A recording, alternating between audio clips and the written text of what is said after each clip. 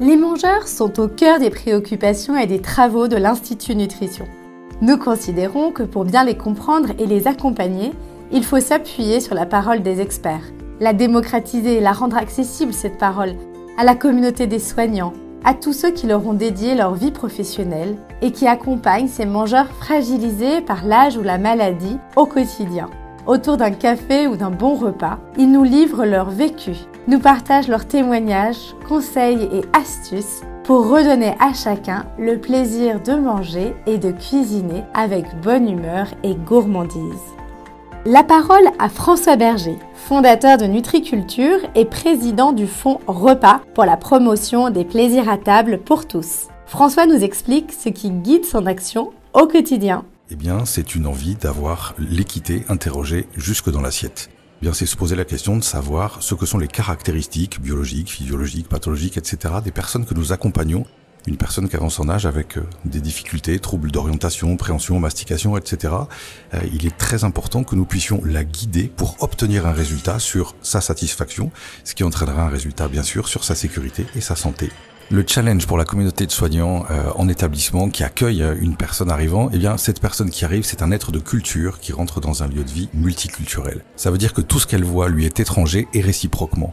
Donc lorsque nous parlons d'un bon repas et d'une belle assiette, nous parlons d'une construction socio-culturelle individuelle. Et une belle assiette pour une personne avançant en âge avec des troubles de basse vision, ce n'est peut-être pas les mêmes caractéristiques que pour moi. Donc l'enjeu et le challenge, ce n'est pas de concevoir une belle assiette, mais d'interroger les référents culturels pour chaque professionnel qui vont s'agréger autour de valeurs bien sûr, mais autour d'un résultat qui doit être fondé sur une réponse aux attentes, besoins, droits, goûts, dégoûts, culture et habitudes de vie des convives. D'après l'association Brain Team, il existe environ 530 types de pathologies, de maladies neuroévolutives. Donc la prévalence pour nous est très importante parce qu'il va falloir tenir compte de l'ensemble de ces facteurs. Je vous donne juste un exemple. Une personne qui avance en âge, elle a parfois des difficultés à percevoir les odeurs, les saveurs, les arômes, etc.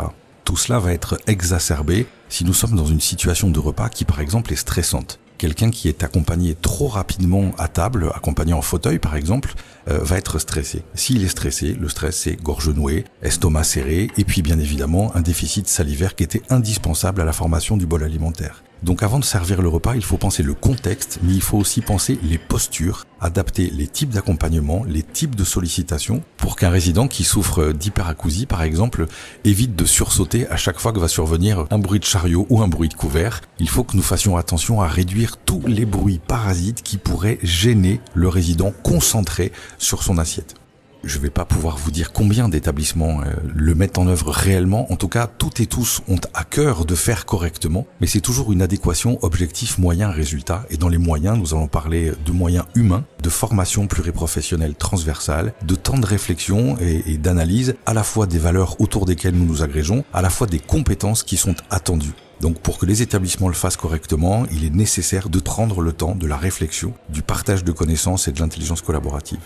Nous fondons souvent la réponse, qui est proposée notamment en termes de repas, sur les besoins des convives, alors qu'il faudrait la fonder sur une adéquation réponse aux besoins et aux attentes. Un convive âgé, c'est souvent un être douloureux. Donc quelqu'un qui vient à table et qui a dépensé toute son énergie pour pouvoir se déplacer, eh bien cette énergie ne sera pas forcément disponible pour pouvoir consommer son repas. Donc c'est bien un travail transversal et pluriprofessionnel qui permet de penser une alimentation personnelle et pas forcément personnalisée. Le principal frein pour un établissement, c'est la tendance à généraliser. Donc pour une structure, si nous voulons individualiser, ça n'est pas faire autant de menus qu'il y a de résidents, c'est créer des groupes homogènes de résidents. Personnaliser ou singulariser les réponses, c'est créer 2 à 3 groupes de résidents et essayer de proposer des assiettes en forme, quantité, saveur, apport, etc. qui soient cohérentes avec les besoins de chacun, mais également avec les dépenses de chacun. Il faut replacer les choses dans leur contexte. Le cuisinier, il fait de l'alimentation, pas de la nutrition. La nutrition, ça va être le résultat de la consommation. Donc, pour que ça fonctionne, il est indispensable qu'il puisse y avoir, entre les cuisiniers et les équipes médicales, paramédicales, hôtelières, une communication quotidienne qui soit censée sur l'analyse collective de ce qu'il est possible de faire correctement à moyens constants. C'est un travail de collaboration qui doit être réalisé évidemment sous la responsabilité du médecin coordonnateur, en étroite collaboration avec tous les acteurs. Donc je ne peux que conseiller aux cuisiniers et aux établissements d'associer ces compétences et d'inviter les cuisiniers aux transmissions pluriprofessionnelles. Qu'y a-t-il de plus inspirant que la vie, la vraie? Qu'y a-t-il de plus juste que de leur donner la parole à eux, ces mangeurs du quotidien, à eux, ces aidants familiaux ou professionnels qui donnent du temps et de l'énergie pour améliorer le bien-être des mangeurs fragiles?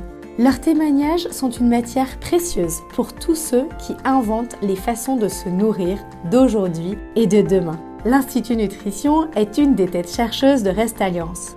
En alerte pour observer les goûts, les attentes, les bonnes façons de se nourrir, attentifs aux évolutions qui traversent les cultures et les générations, nous innovons pour le plaisir et la santé des mangeurs fragiles. Merci d'avoir écouté Dans l'assiette de, le podcast de l'Institut Nutrition, fondation d'entreprise de Restalliance. Vous pouvez retrouver toutes les confidences de nos mangeurs et de nos experts sur notre chaîne YouTube et sur toutes les plateformes de diffusion habituelles. Pour rester informé de nos publications, appels à projets et événements, rendez-vous sur nos réseaux sociaux. À bientôt!